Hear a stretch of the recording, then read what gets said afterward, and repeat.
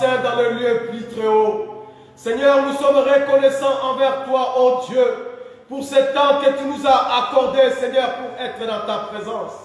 Oui, Seigneur, être dans ta présence, ça nous fait du bien. Voilà pourquoi, l'Éternel, notre Dieu, je recommande, Seigneur, ce moment entre tes saintes mains, notre Dieu. Père éternel, notre Dieu, ma prière est que, Seigneur, que tu puisses bénir, Seigneur, toute personne, ô Père, qui a disposé son temps, Seigneur, pour être dans ta présence. Notre Dieu, notre Père. Que sa présence, ô Père, soit bénie au nom de Jésus-Christ de Nazareth. Père, nous recommandons ce moment entre tes saintes mains. Tu as dit dans ta parole, ô Père, ta parole est là pour nous enseigner. Ta parole est là pour nous corriger. Ta parole est là pour nous convaincre, notre Dieu. En ce moment, Père éternel, tu es tout-puissant. Instruis-nous, Seigneur, selon ta justice. Instruis-nous, Seigneur, selon ta parole, afin que nous soyons des hommes et des femmes utiles au Père. Notre Dieu, notre Père, par le pouvoir que tu m'as donné, notre Dieu, je repousse toutes tes pensées négatives.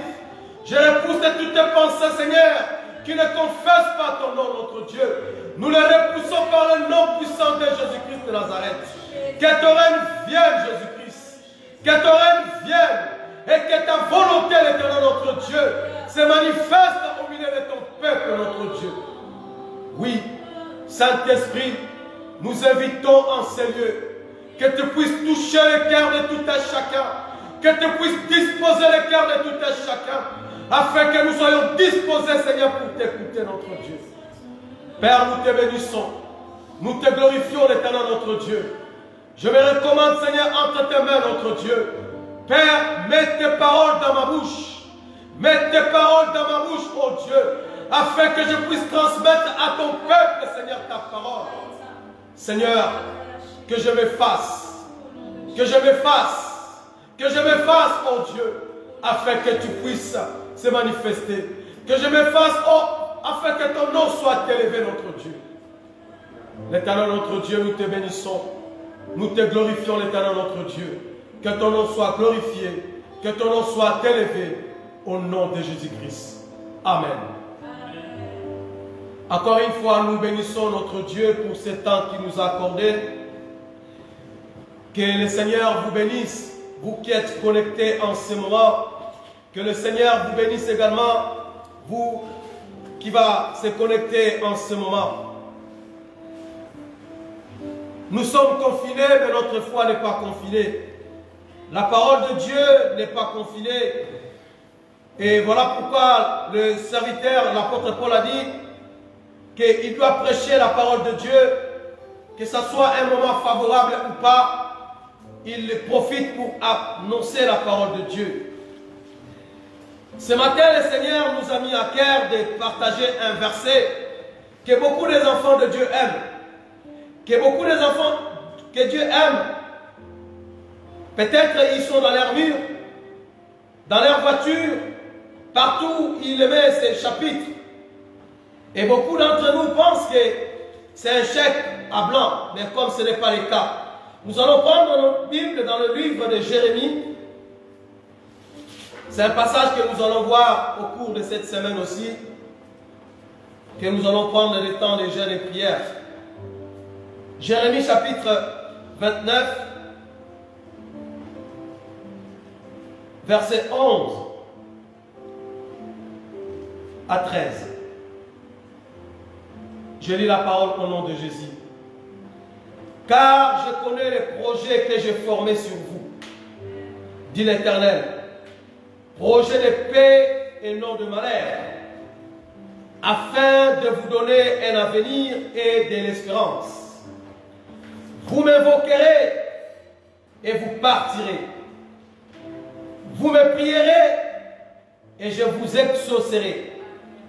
Vous me chercherez et vous me trouverez si vous me cherchez de tout votre cœur. Alléluia. Bien-aimé, ici c'est la parole de Dieu. C'est une lettre de Jérémie qui était restée à Jérusalem. Et il l'adresse au peuple juif qui étaient déportés à Babylone, dans la captivité. Et il leur dit, la lettre dans laquelle il dit, je connais le projet que j'ai formé sur vous, dit l'Éternel, projet de bonheur et non de malheur. Bien-aimés, avant que nous puissions parler ou nous étaler sur ces passages, nous allons d'abord nous revenir sur ce qui a été dans la captivité. Pourquoi ce peuple est parti dans la captivité? Pourquoi c'est seulement les tribus de Juda? Bien-aimés, si nous retournons, nous verrons que le peuple ou ces tribus, ils se sont retrouvés dans la captivité à cause de leur désobéissance, à cause de l'iniquité, à cause de leur péché accru. Voilà pourquoi le peuple de Dieu, ils se sont retrouvés dans la captivité. C'était la volonté de Dieu. C'était Dieu lui-même qui les avait envoyés dans la captivité. Et si nous remettons dans le chapitre précédent, dans le 28, là nous verrons beaucoup de prophètes. Par exemple, Anania, il prédisait le retour des enfants d'Israël au bout de 2 ans. Il leur disait que non, encore 2 ans, je vais faire revenir dans ce lieu tous les ustensiles de la maison de l'Éternel. Il promettait, ce prophète Anania, il promettait le retour des enfants d'Israël dans la terre promise. Et or, ce n'était pas le cas. Et quand nous lisons dans Jérémie chapitre 15, 28 dans 15, Jérémie leur dit que l'Éternel ne t'a pas envoyé et tu inspires à ce peuple une fausse confiance. Anania, il promettait le retour des enfants d'Israël, soi-disant qu'ils vont revenir au bout de 2 ans, soi-disant qu'ils n'auront pas de grandes choses, ils ne vont pas durer dans cette captivité. Mais c'était des fausses promesses. Bien aimé, aujourd'hui aussi, quand nous regardons cette pandémie, ça a commencé au mois de mars. Et au cours de tous les mois là, combien n'avons pas entendu les prophéties? Combien n'avons pas entendu les prophéties? Et le dimanche passé, l'homme de Dieu nous a parlé que si nous connaissons des choses comme ça, c'est peut-être la main de Dieu. Peut-être c'est quelque chose voulu par Dieu. Dieu voulait dire quelque chose à son peuple. Et nous avons vu beaucoup de prophètes, beaucoup de gens qui nous ont annoncé, qui ont nourri de confiance à beaucoup de personnes, que dans 2 mois, dans 3 mois, cette pandémie ne sera plus là. Pas plus qu'hier ou avant-hier, j'ai entendu un homme qui disait que bientôt, ça sera la fin. Mais jusqu'à présent, nous continuons à porter les masques. Bien-aimés, le peuple d'Israël, le peuple de Dieu, il s'est retrouvé dans la captivité à cause de leur désobéissance. Et il s'est posé des questions. Comment allons-nous faire? Qu'est-ce que nous pouvons faire? Qu'est-ce que nous pouvons faire? Mais si tu lis, je t'invite à lire le chapitre 28 et tu verras. Et quand nous lisons même, la Bible dit que Dieu, le peuple de Dieu, étant dans la captivité, ils pensaient qu'ils allaient quitter cette terre bien avant. Mais non. Dieu leur même dit, Dieu leur même dit, dans verset 4, il dit, ainsi parle l'Éternel des armées, le Dieu d'Israël, à tous les captifs que j'ai amenés de Jérusalem à Babylone. Pour dire que c'est Dieu lui-même qui les a ramenés de là. C'est-à-dire la souffrance qu'ils avaient, le malheur qu'ils avaient, c'est Dieu lui-même qui les avait provoqués. Pourquoi? Parce que le peuple avait désobéi à la voix de Dieu. Parce qu'il ne marchait pas correctement à la voix de Dieu. Dieu les a dit, bâtissez des maisons et habitez-les, plantez des jardins et mangez en fruits. Prenez les femmes et engendrez les fils. Bien aimé, quand nous lisons, quand j'ai médité cette parole, je me dis, mais qu'est-ce que le Seigneur veut nous dire? Qu'est-ce que le Seigneur voulait parler aux enfants d'Israël? Bien aimé, ce n'était pas facile. Vous imaginez, vous êtes dans un pays, vous souffrez. Tu t'attends à une solution. Tu t'attends à une réponse de la part de Dieu. Tu t'attends que le Seigneur puisse te sortir de cette situation. Mais le Seigneur, le Dieu, leur dit, ne vous inquiétez de rien. Restez là. Restez là. Le Seigneur a dit, restez là. Bâtissez les maisons. Construisez. Plantez. Faire des jardins. Ayez les femmes. Mariez-vous. Prenez les femmes pour vos filles et donnez des maris à vos filles. C'est-à-dire, Dieu l'a dit que non, installez-vous. Soyez à l'aise. Alléluia. Soyez à l'aise. N'attendez pas que je vous délivre maintenant. N'attendez pas que vous soyez délivrés. N'attendez pas que votre solution, votre salut viendra à cet instant. Bâtissez. Bâtissez les maisons. Mariez vos filles. Multipliez là où vous êtes. Et ne diminuez pas. Le Seigneur les encourage de rester là dans ce pays-là. Malgré vous souffrez, restez là. Malgré les problèmes que vous avez, restez là. Et encore, le Seigneur ajoute encore. Je ne sais pas si c'était la provocation, mais le Seigneur a dit encore une fois, recherchez le bien de la ville où je vous ai mené en captivité. Il dit, priez l'Éternel en sa faveur, parce que votre bonheur dépend du sien. Alléluia. Bien aimés, ils étaient dans la captivité. Ils étaient dans un pays où ils souffraient. Parce qu'ils ont quitté Jérusalem, ils se sont retrouvés à Babylone.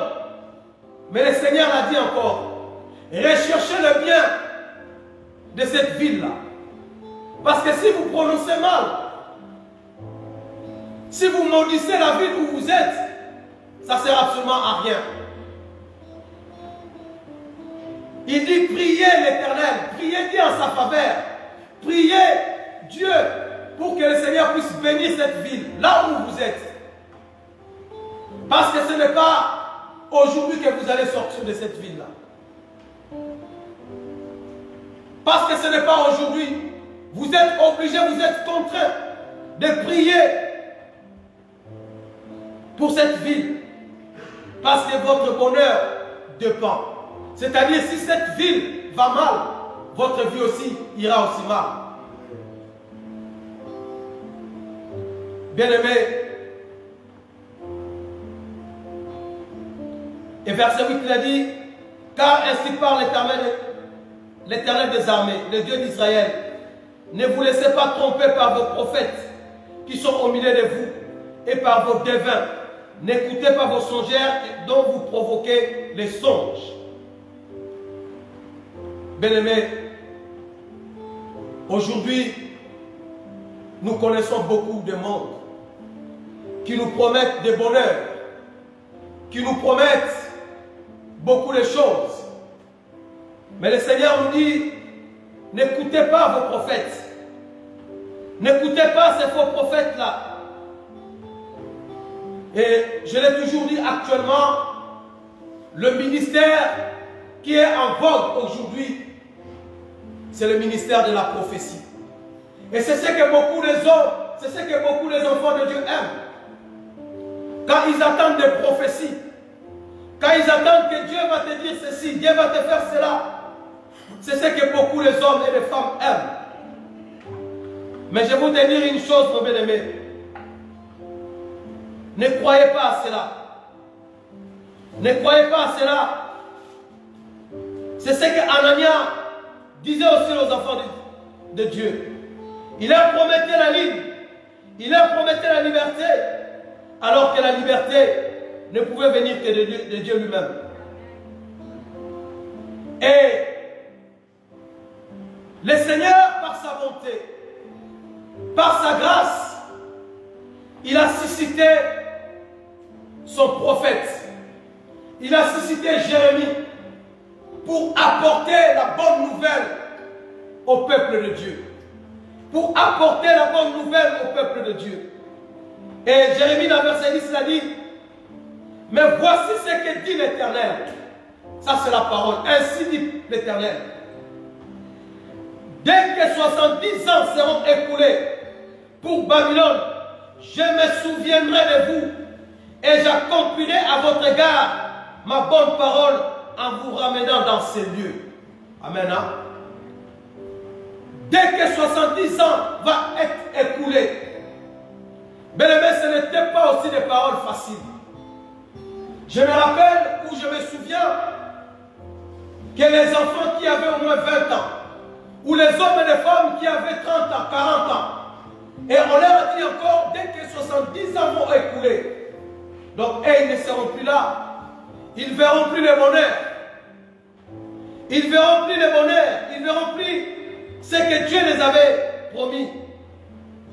70 ans, ce n'était pas facile. Et Dieu leur dit, c'est là où nous allons nous s'asseoir. Il dit que je connais le projet que j'ai formulé pour vous. Dit l'Éternel, des projets de paix et non de malheur, afin de vous donner un avenir et de l'espérance. Bien-aimés, nous devons savoir une chose. Dieu a toujours un plan pour chacun d'entre nous. Dieu a toujours un plan pour chacun de nous. Bien que nous sommes, bien que nous vivons dans ce monde, bien que nous sommes tourmentés, bien que nous traversons des zones de turbulence, bien que nous ne savons pas quoi faire, mais nous devons savoir que Dieu a un plan pour chacun de nous. Alléluia. Et le plan de Dieu, bien-aimé, n'est pas quelque chose de hasard. Dieu a toujours un plan pour nous. Le projet de Dieu pour chacun de nous est pour toi et pour moi. Bien-aimé, le peuple, dans la captivité, le peuple commençait à perdre espoir. Le peuple commençait à perdre espoir, à se lamenter. Ils avaient l'impression qu'ils étaient abandonnés. Ils avaient l'impression que Dieu les a oubliés.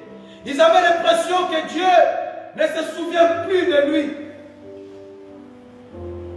Dans la captivité, dans la détresse, ils pleuraient, ils gênaient, mais ils ne voyaient pas la main de Dieu. C'est fait comme les enfants d'Israël, quand ils étaient en Égypte.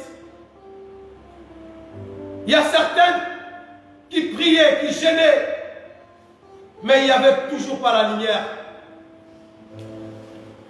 Les tribus de Juda, le peuple de Dieu, ils étaient désemparés. Ils se lamentaient. Et il y a même certains, dans mon avis, qui se posaient, qui se disaient, est-ce que réellement le Dieu d'Abraham et d'Isaac existe? Est-ce que ce Dieu-là est réel? Parce que s'est retrouvé dans la captivité, s'est retrouvé dans un pays, dans une terre où ils n'appartenaient pas, dans une terre où ils étaient malmenés, où le Seigneur leur dit encore, n'attendez pas de moi. Plantez, cultivez, mariez vos filles, priez pour ce pays. Mais ce matin, je vais te dire une chose. Dieu a un plan pour chacun de nous. Bien-aimés, quand on parle de projets, on parle des desseins, de la destinée que Dieu a prévue pour chacun de nous. Et, bien-aimés, nous devons savoir, pour comprendre le plan de Dieu, pour comprendre le dessein de Dieu, pour comprendre la destinée de Dieu a prévu pour chacun de nous, nous devons nous retourner dans Genèse, dans l'origine, où Dieu a créé le monde. Voilà pourquoi je vous invite à prendre nos Bibles dans le livre de Genèse. Genèse chapitre 1, verset 26 à 28. Pour comprendre le plan de Dieu dans notre vie, pour comprendre la volonté de Dieu, le dessein de Dieu, nous devons revenir qu'est-ce qui était comme plan quand Dieu a créé l'homme et la femme. Quand Dieu nous a créés, la Bible dit ceci. Puis Dieu dit, faisons l'homme à notre image, selon notre ressemblance, et qu'il domine sur les poissons de la mer, sur les oiseaux du ciel, sur le bétail, sur toute la terre, et sur tous les reptiles qui rampent sur la terre. Dieu créa l'homme à son image. Il le créa à l'image de Dieu. Il créa l'homme et la femme. Voilà maintenant le plan de Dieu. Dieu les bénit et Dieu leur dit, soyez féconds, multipliez, remplissez la terre et la assujettissez, et dominez sur les poissons de la mer, sur les oiseaux du ciel et sur tout animal qui se met sur la terre. Alléluia. Bien-aimé, le projet de Dieu reste toujours le même pour moi et pour chacun de nous. Mais pour entrer dans le plan de Dieu, la Bible dit que Dieu a créé l'homme à son image. Dieu a créé l'homme à son image. Bien-aimé, tu es l'image de Dieu. Tu reflètes l'image de Dieu. Et pour que tu puisses entrer dans l'image de Dieu, pour que tu puisses entrer dans le plan de Dieu, tu dois refléter l'image de Dieu. Alléluia. Tu dois refléter l'image de Dieu. Et, bien aimé, pour être dans le projet de Dieu, la première chose à vérifier, c'est à savoir, est-ce que je suis à l'image de Dieu? Est-ce que tu es l'image de Dieu? Pour comprendre cela, la Bible dit dans Colossiens chapitre 1, verset 5, Colossiens chapitre 1, verset, la Bible dit ceci.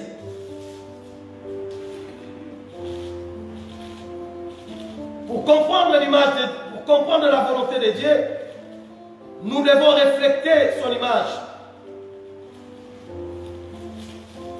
Colossiens chapitre 1, verset 15. Pardon. Voilà. La Bible dit, il est l'image de Dieu invisible, le premier-né de toute la création. Alléluia. Il est l'image de Dieu invisible. Il parle de Jésus-Christ. Bien-aimé, Dieu a dit, créons l'homme à notre image. Bien-aimé, nous sommes créés à l'image de Dieu. Pour que tu puisses entrer dans l'image, pour que tu puisses entrer dans le plan de Dieu, dans le dessein de Dieu, tu dois refléter cette image.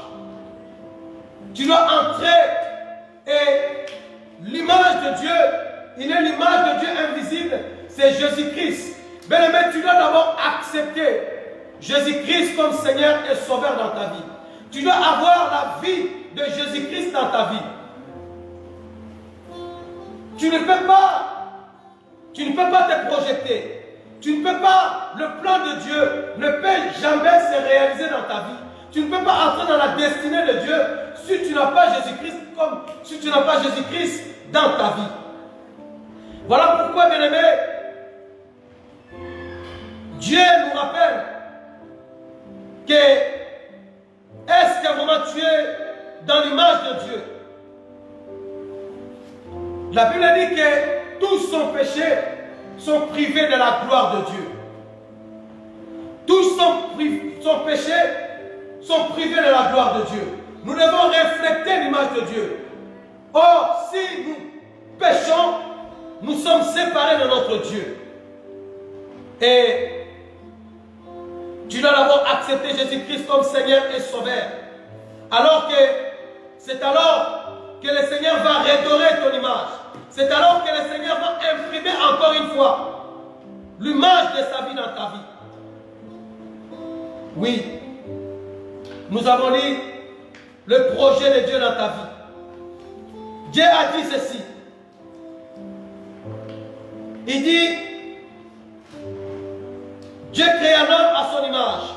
Il a créé à l'image de Dieu l'homme et la femme. Dieu le bénit. Dieu le bénit.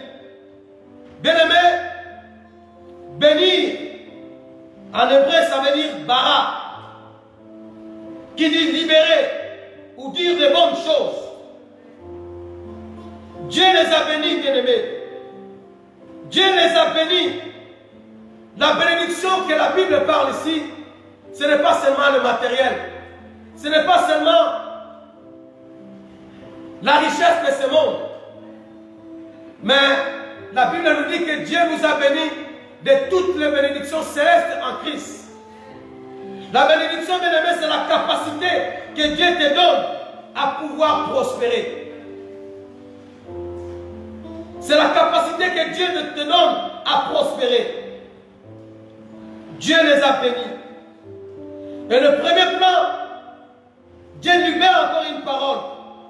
Il a dit, soyez féconds. Dieu a dit, soyez féconds. Bien-aimé, Dieu ne t'a pas créé pour que tu sois stérile. Dieu ne t'a pas créé pour que tu sois stérile, pour que tu sois improductif. Dans le plan de Dieu, il a dit, soyez féconds. Dieu t'a créé pour que tu ne sois pas improductif, mais pour que tu puisses prospérer. Pour que tu puisses prospérer. Pour que tu ne sois pas stérile, mais pour que tu puisses avancer. Il dit, soyez féconds. Soyez féconds. Multipliez-vous. Multiplier signifie croître. Augmenter en nombre. Augmenter en nombre. Augmenter par la grâce. Multiplier les dons. Multiplier la grâce. Multiplier les montées. Il dit multipliez-vous. Que tu ne restes pas à l'état où tu es. Même si tu as commencé quelque chose en petit. Mais que cela puisse grandir. Multipliez-vous. Et il a dit, assujettissez. Alléluia. Assujettissez. Assujettir, ça veut dire, c'est vaincre. C'est vaincre. Bien-aimé, le plan de Dieu, il t'a établi sur cette terre pour vaincre. Dieu t'a établi sur cette terre pour vaincre les démons, pour vaincre le monde. Ça, c'est le plan de Dieu dans ta vie. Assujettir. La Bible dit que celui qui est en nous est plus fort que celui qui est dans le monde. Ça, c'est le plan de Dieu. Il veut que nous puissions assujettir le monde. Que nous puissions vaincre les démons. Les démons ne peuvent pas être au-dessus de nous. Parce que celui qui est en nous est plus fort que celui qui est dans le monde. Il s'appelle Jésus-Christ. Il a dit, dominer. Dominer sur les poissons. Dominer, c'est gouverner. Le Seigneur veut que nous puissions gouverner ce monde. Voilà pourquoi, bien-aimés, Dieu a un plan pour nous. Il dit que je connais les projets que j'ai formés pour vous. Ces projets de bonheur et de paix. Bien-aimés, les projets de Dieu ne peuvent que se réaliser dans ta vie si tu es un enfant de Dieu. Si tu marches dans la volonté de Dieu. Si tu crains réellement le Seigneur. Parce que ce ne sont que des projets. Bien-aimés, le Seigneur peut formater des projets. Le Seigneur peut formuler des projets pour toi, dans ta vie. Mais pour que ces projets puissent devenir une réalité, tu dois avoir la crainte de Dieu. Pour que les projets de Dieu puissent se réaliser dans ta vie, tu dois avoir la foi. La Bible dit que, Christ a dit, la parole nous dit, si tu confesses de ta bouche, et si tu crois dans ton cœur, alléluia, bien-aimé, la Bible est renfermée, la Bible est remplie de promesses de Dieu. La Bible est remplie de promesses de Dieu. Et comme nous le savons, que notre Dieu ne ment jamais. Les promesses de Dieu sont oui et amen en Christ. Mais pour que ces promesses puissent se réaliser, bien-aimé, tu dois avoir la foi. Si tu crois dans ton cœur, si tu crois, bien-aimé, tu peux confesser la parole de Dieu. Tu peux confesser la parole de Dieu. Mais si tu n'as pas la foi dans cette parole, ça ne sera absolument à rien. Il dit que je connais les projets que j'ai formés sur vous, dit l'Éternel. Bien-aimé, le Seigneur a un projet. Le Seigneur a des projets pour chacun de nous. Mais pour que ces projets puissent se mettre en place, pour que ces projets puissent se réaliser, nous devons avoir la foi. Il dit, afin de vous donner un avenir et de l'espérance. Oui. Bien-aimé, je vais dire à quelqu'un ce matin, tu as un avenir. Si nous lisons, nous restons toujours dans Jérémie, la Bible dit ceci. Il dit,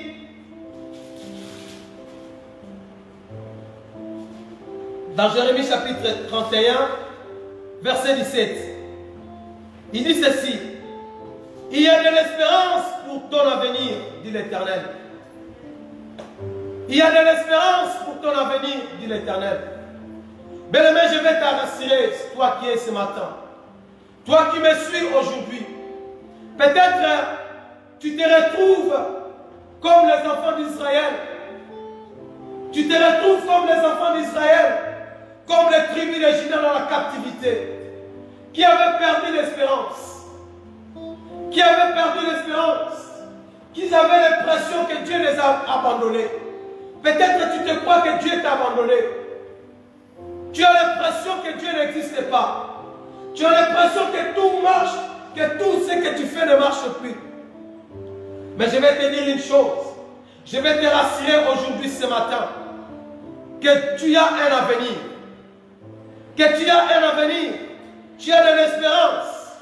Tu es précieux, ta vie est précieuse devant Dieu. Tu as un avenir. Le Seigneur a des projets de paix et non de malheur pour toi. Tu as un avenir, mon bien-aimé. Tu as de l'espérance. Le Seigneur a dit dans Romains, chapitre 15,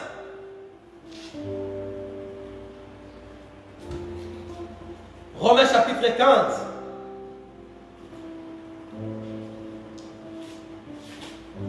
Il nous parle de l'espérance.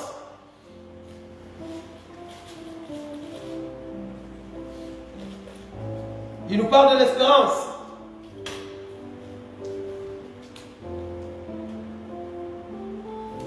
que nous avons l'espérance en Christ, quels que soient les cas. Dieu est bon. Il dit, or, tout ce qui est écrit d'avance l'a été pour notre instruction, afin que par la patience et par la consolation que donnent les Écritures, nous possédions l'espérance. Alléluia. Or, tout ce qui est écrit d'avance l'a été pour notre instruction, afin que par la patience et par la consolation que donnent les Écritures, or nous savons que toute Écriture est inspirée de Dieu, que nous possédions l'espérance. Bien-aimés, nous avons l'espérance. Nous avons l'espérance. Tu as l'espérance. Tu as un avenir. Le peuple, il s'est retrouvé dans le désarroi, dans l'incertitude. Mais aujourd'hui, Dieu t'a dit qu'il connaît les projets qu'il a formés pour toi, qu'il a formés pour moi. Le projet de paix et non de malheur. Bien-aimés, une chose est sûre, nous ne connaissons pas quand est-ce que cette maladie va finir. Nous ne connaissons pas, mais nous devons avoir l'espérance. Nous devons avoir la certitude, quelle que soit cette maladie, quelle que soit cette pandémie, le Seigneur a un projet de paix. Le Seigneur a un projet de paix et non de malheur. Et nous avons un avenir et de l'espérance. Et dans 12, il a dit, vous m'invoquerez et vous partirez. Vous me prierez et je vous exaucerai.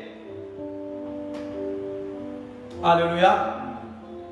Vous m'invoquerez et vous partirez. Vous me prierez et je vous exaucerai. Vous me chercherez et vous me trouverez si vous me cherchez de tout votre cœur. Bien-aimés, c'est là où réside maintenant la réponse de Dieu. Vous me chercherez et vous me trouverez si vous me cherchez de tout votre cœur. Bien-aimés dans le Seigneur, nous savons que Dieu cherche de vrais adorateurs. Dieu cherche des gens, des hommes et des femmes qui prient en vérité. Dieu cherche des hommes et des femmes qui ont la foi, qui ne prient pas pour le plaisir de prier, qui prient avec la foi, qui prient avec la certitude, qui prient que quand ils savent que quand je prie avec mon Dieu, quand je demande quelque chose à Dieu, Dieu va le faire. Et ici il dit, vous me cherchez de tout votre cœur. Bien-aimés, combien nous cherchons le Seigneur, combien nous cherchons le Seigneur avec double cœur.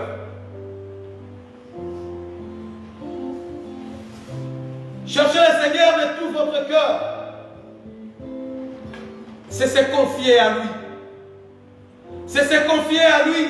C'est se dire que notre solution, notre avenir, mon avenir, ma situation ne peut que se résoudre par lui. Je n'ai une autre personne si ce n'est que le Seigneur. Les enfants d'Israël ou les tribus de Juda, pendant qu'ils étaient dans la captivité, ils pensaient peut-être que leur solution, leur liberté, ne pouvait venir que de la parole d'Anania, alors que ce n'était pas le cas. Oui, bien-aimés, ici, la lettre a été adressée collectivement. Le projet de Dieu était collectif, mais le projet de Dieu peut être aussi individuel.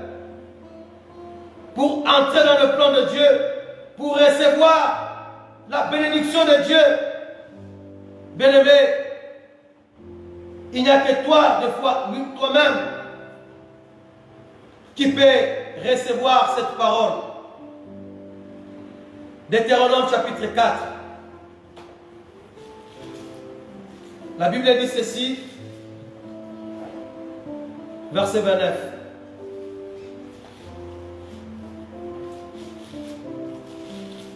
Deutéronome chapitre 4, verset 29. La Bible dit ceci.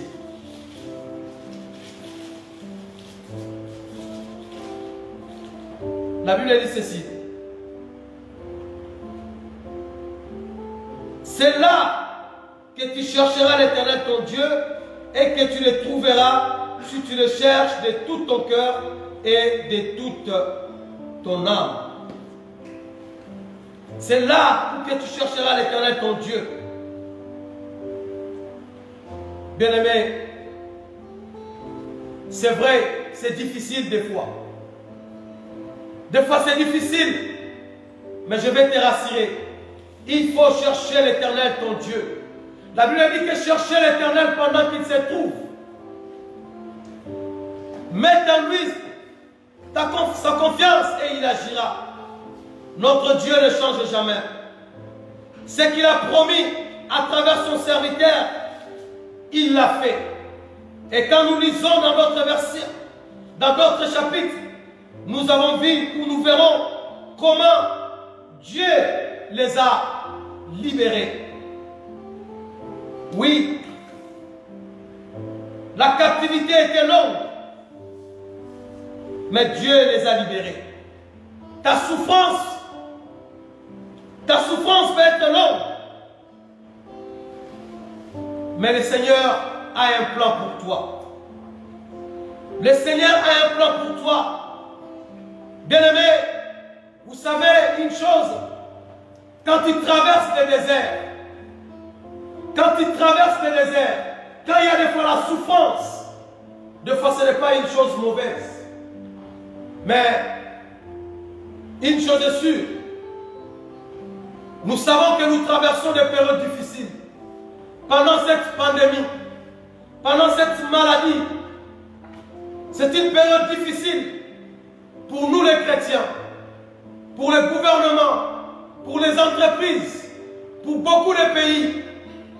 Mais une chose est sûre, qu'après cette période, le Seigneur va bénir son Église. Le Seigneur va bénir le pays. Parce qu'il est Dieu. Il a des projets de bonheur et non de malheur. Je lis dans Hébreux chapitre 12, verset 11. La Bible dit ceci. Il est vrai que tout châtiment semble d'abord un sujet de tristesse. Il est vrai que tout châtiment semble d'abord un sujet de tristesse et non de joie. Mais il produit plus tard, pour ceux qui ont été ainsi exercés, un fruit paisible de justice. Amen. Alléluia. Amen.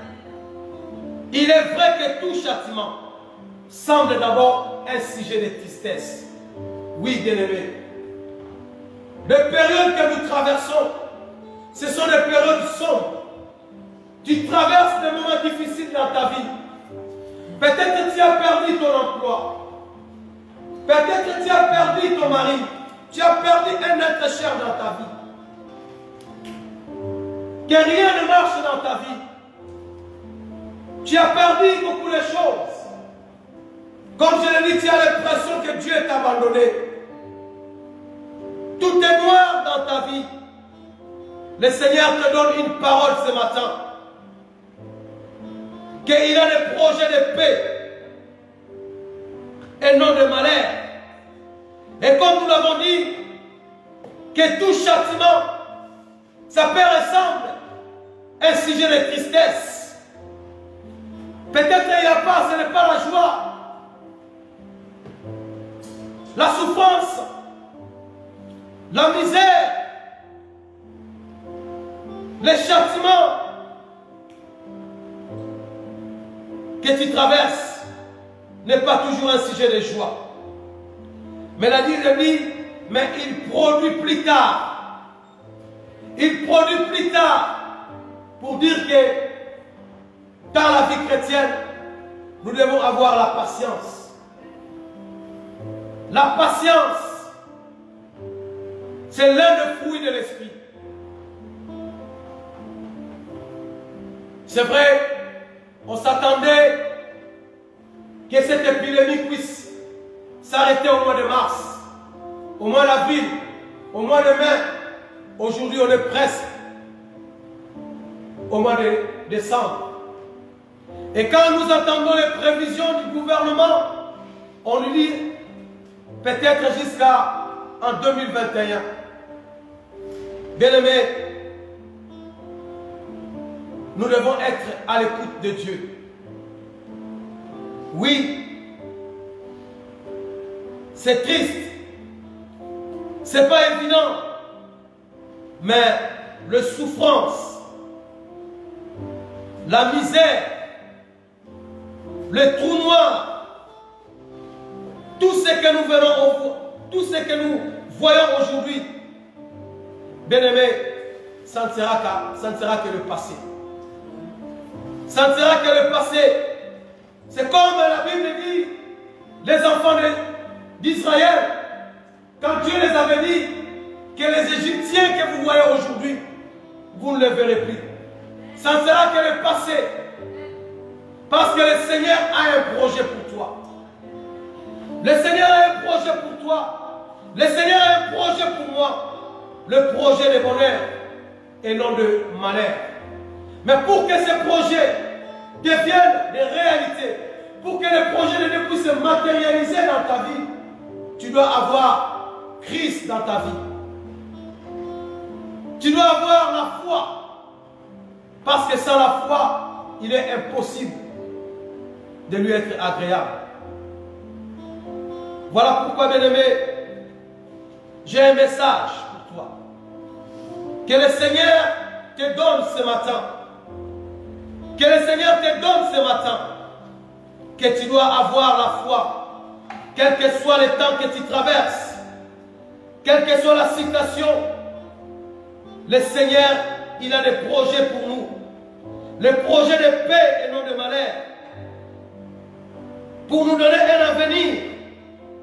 Un avenir. Un avenir. Et de l'espérance. Mais pour cela, bien-aimés, nous devons le prier dans toute sincérité. Nous devons le prier dans toute honnêteté. Nous ne devons pas se partager. Nous ne pouvons pas partager notre vie entre le monde et le Seigneur. Comme elle dit, quand est-ce que vous allez vous clocher? Quand est-ce que vous allez vous clocher les deux parties? Oui, vous m'invoquerez et vous partirez.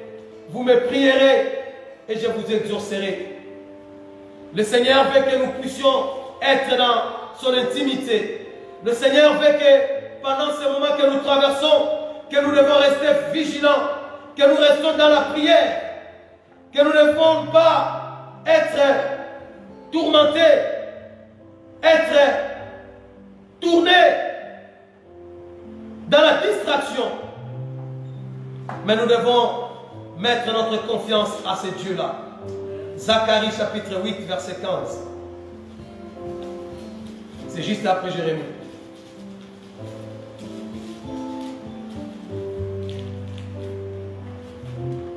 Zacharie chapitre 8, verset 15.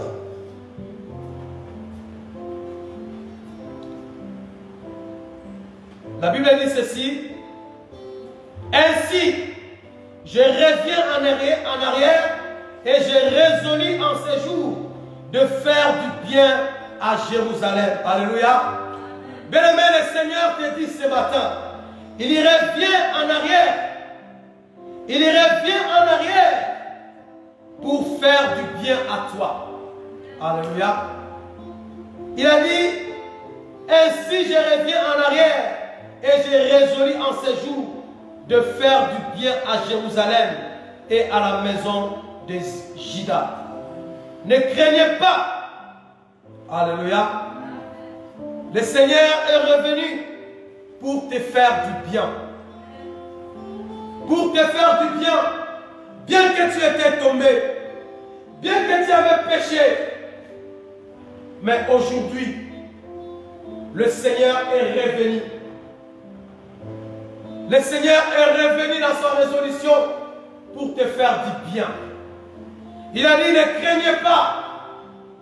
Ne craignez pas. Il a de bons projets pour toi. Il a de bons projets pour ton avenir. Peut-être tu te crois déjà fini. Mais ce n'est pas encore fini. Le Seigneur a des projets pour toi. Le Seigneur a des plans pour toi. Pour ton église. Pour ta famille. Le Seigneur a des projets pour toi. Voilà pourquoi je t'invite, toi qui me regardes encore une fois ce matin, toi qui n'as pas encore donné ta vie en Christ, pour que le plan de Dieu puisse se réaliser dans ta vie, tu dois refléter l'image de Dieu. Or, pour avoir l'image de Dieu, tu dois accepter Jésus-Christ comme Seigneur et Sauveur. C'est alors que le plan de Dieu va se réaliser dans ta vie. Le Seigneur te connaît. Quel que soit ce que tu as traversé, le Seigneur a de bons projets pour toi. Des projets de bonheur et non de malheur. Et il veut nous faire du bien. Quel que soit le temps, quel que soit le temps, quel que soit ce que tu as traversé dans ta vie, il veut te faire du bien.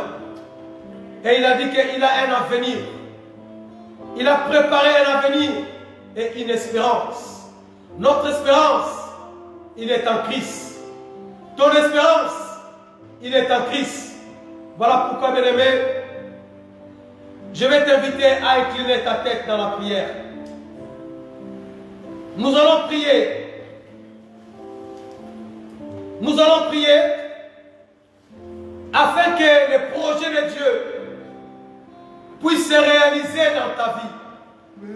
Nous allons prier afin que le plan de Dieu, le dessein de Dieu puisse se concrétiser dans ta vie. Oui, le Seigneur a de bonnes résolutions dans ta vie. Le Seigneur a de bonnes résolutions dans ta vie. Comme nous l'avons vu dans Hébreu, le châtiment de Dieu, des fois, ne sont pas toujours un sujet de joie. Mais la Bible dit que plus tard, ça produit la joie. Aujourd'hui, tu vois que tout est noir. Tu traverses des moments difficiles. Tu traverses un désert. Mais une chose est sûre, après le désert, c'est la terre promise. Après le désert, c'est la terre promise. Après le confinement, après la pandémie, ça sera la terre promise. Ton entreprise va prospérer. Tes affaires vont prospérer. Ton pays va prospérer. Oh, il y a beaucoup, peut-être que les églises sont fermées. Il y a une décroissance au niveau du nombre de fidèles.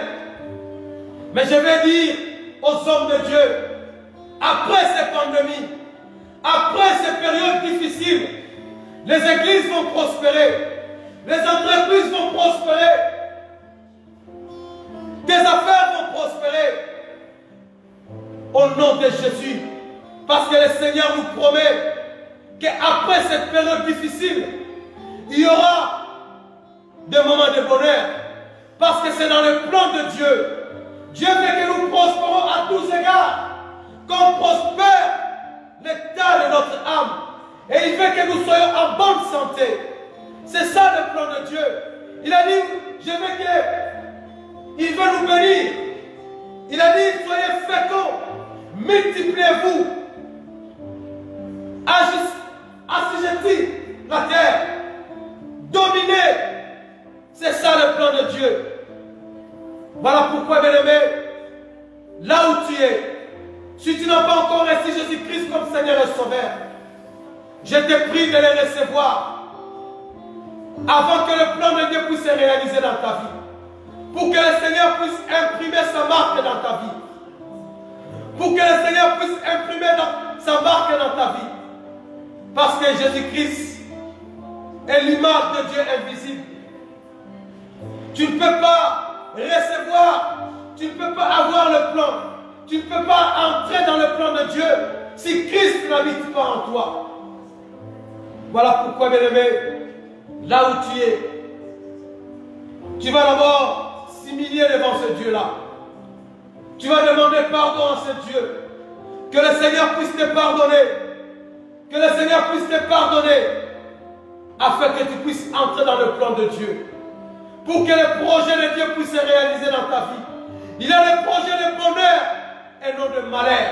Il a le projet de paix et non de turbulence. Alléluia. Alléluia. Alléluia. Alléluia. Alléluia. Oh, il a de l'espérance pour toi. Il y a de l'espérance pour toi, mon frère. Il y a de l'espérance pour ton avenir. Il y a de l'espérance pour ton avenir. Peut-être tu t'inquiètes pour ton avenir. Tu t'inquiètes pour tes affaires. Tu t'inquiètes pour ton église. Tu t'inquiètes pour ta famille. Qu'est-ce que ma famille va manger? Qu'est-ce que mon entreprise va devenir? Tu t'inquiètes pour cela. Mais je t'assure ce matin, je te rassure ce matin, je te rassure ce matin, le Seigneur t'a donné une parole. Le Seigneur t'a donné une parole. Alléluia. Il y a de l'espérance pour ton avenir. Il y a de l'espérance pour ton entreprise. Il y a de l'espérance pour ton église. Il y a de l'espérance pour ta famille. Il y a de l'espérance pour tout ce que tu demandes. Alléluia. Au nom de Jésus. Au nom de Jésus. Au nom de Jésus. Alléluia. Alléluia. Alléluia. Alléluia. Alléluia. Oh, alléluia.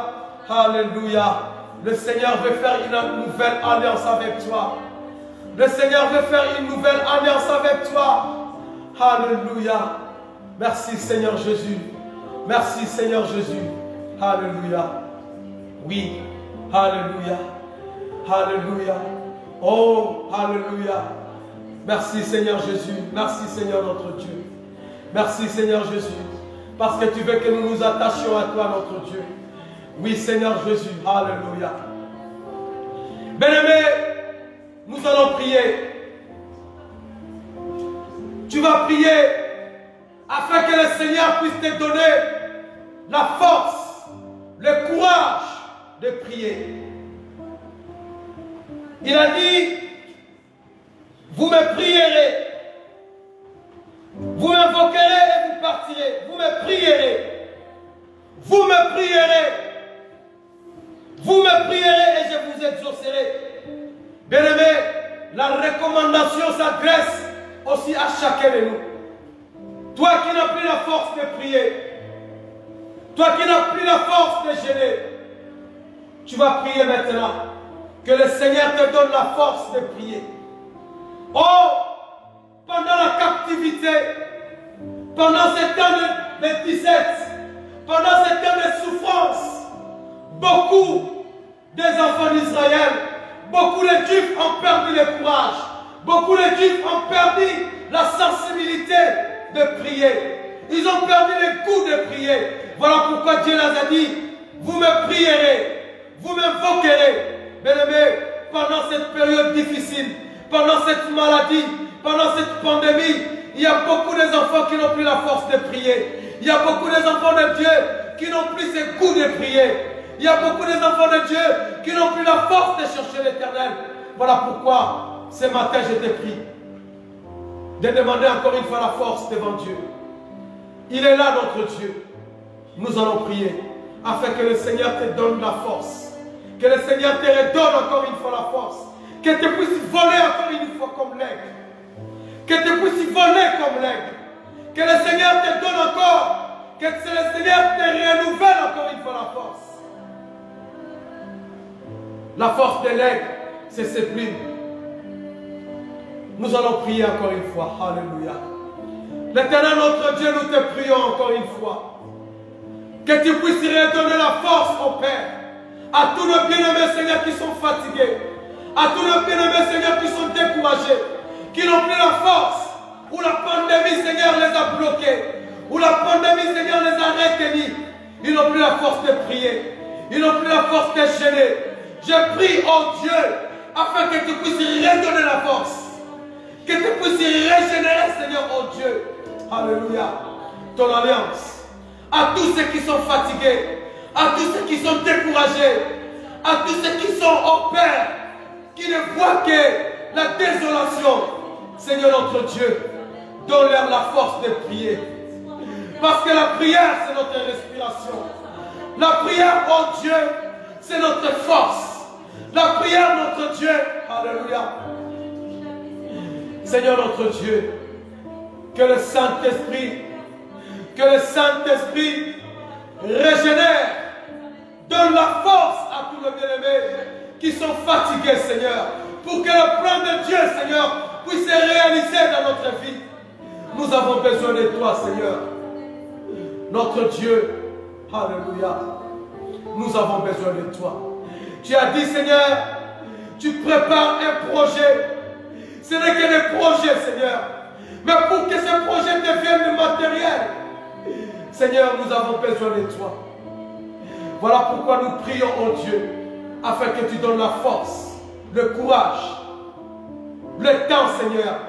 Dispose à chacun, Seigneur, afin que nous soyons prêts. Parce que tu nous as promis un avenir et une espérance. Merci, notre Dieu, pour ce temps que nous avons passé avec toi. Je crois réellement, notre Dieu, après ce confinement, après cette pandémie, Seigneur, oui, tu vas nous prospérer, tu vas nous bénir, tu vas nous multiplier. Alléluia. Comme il est écrit dans ta parole. Que ton nom soit glorifié, que ton nom soit élevé, parce que tu es notre Dieu. Que le nom de Jésus-Christ soit glorifié, que le nom de Jésus-Christ soit élevé, que le nom de Jésus-Christ soit glorifié dans la vie de tout et chacun. Que le nom de Jésus-Christ soit élevé, que le nom de Jésus-Christ soit élevé, soit glorifié, soit exalté dans la vie de tout et chacun. Au nom de Jésus-Christ. Béni soit ton nom, notre Dieu. À toi la gloire, à toi la gloire, à toi la gloire, à toi la gloire, au siècle des siècles. Au nom de Jésus-Christ. Amen.